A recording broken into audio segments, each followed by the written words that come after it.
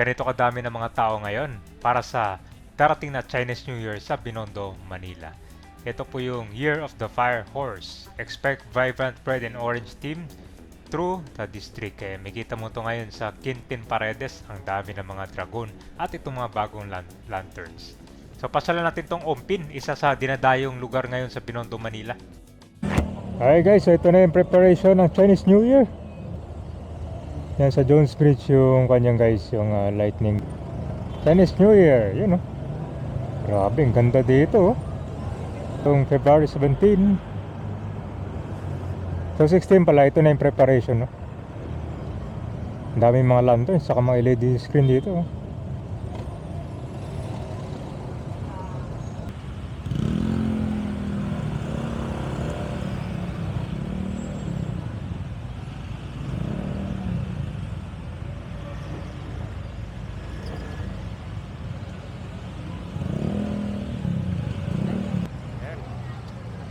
So open pala yung pinakapuno dito.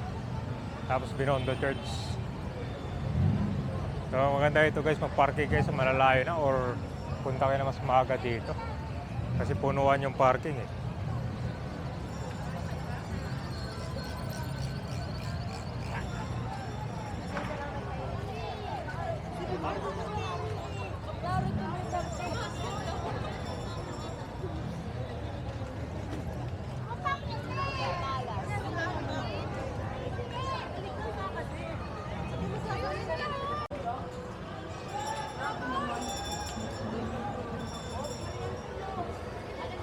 Puno yung umpin, no? Jam pack.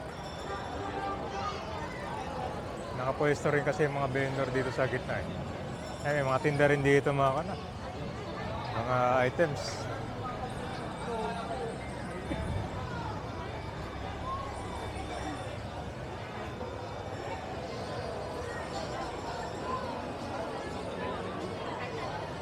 Puno oh. Saan ba makikita niyo ito? Mga restaurant?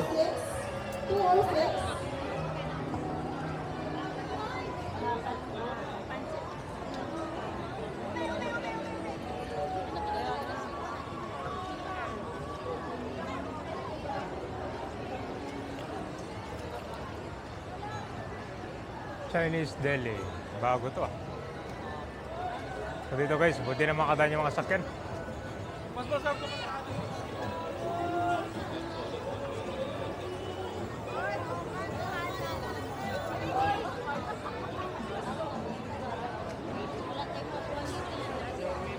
Ito yung mga tinda nila dito guys sa mga kanoong pin, no?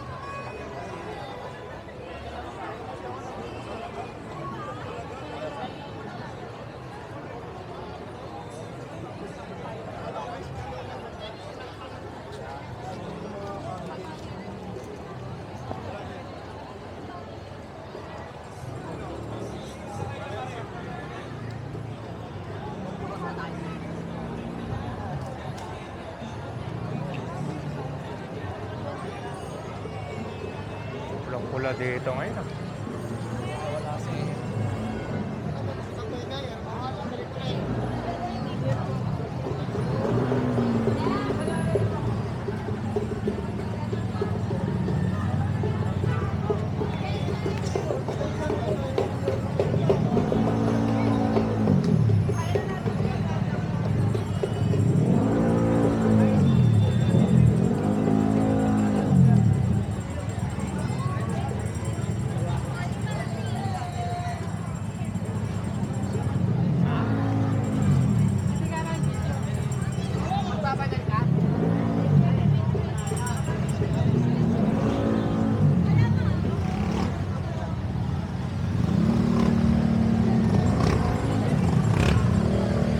Doon yung papasok na ang eh.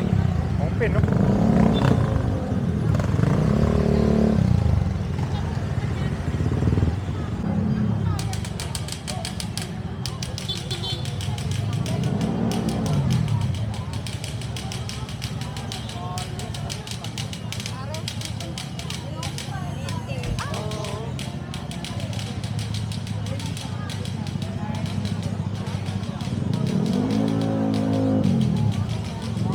Ayan na guys.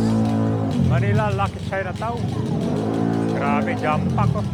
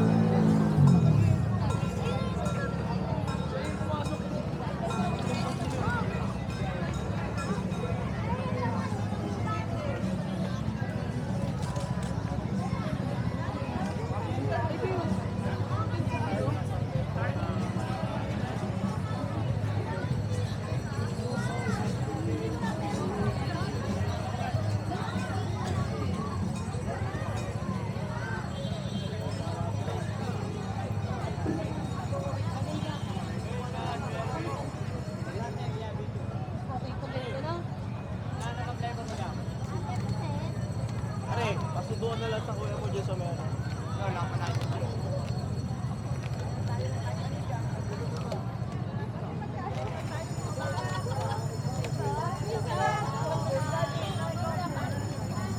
Yung update natin dito guys sa Ongpin ha. Hong He Pak Choi. Bago mag Chinese New Year, grabe. Binibili na ito guys, itong mga restaurant ngayon dito. Mga kainan.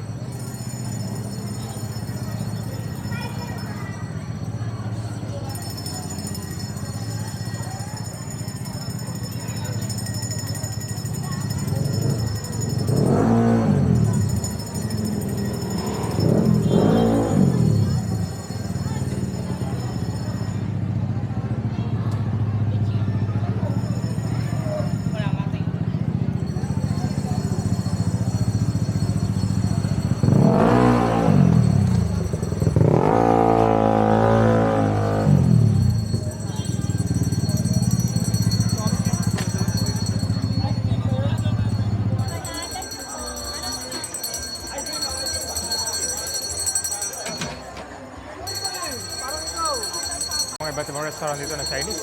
Ito yung patok yan dito guys. Xiong Long Pao. Ito yung mga egg tart dito eh. Pinipilahan talaga nila. Oh, punong-puno. Pinila na naman nila.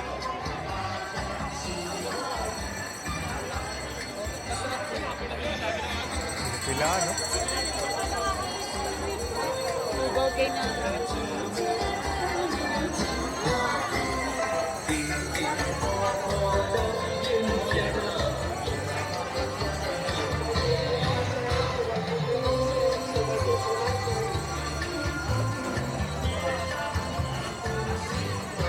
Meron din sugar cake.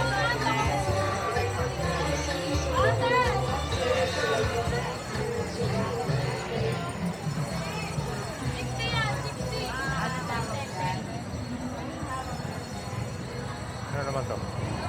Oh eh.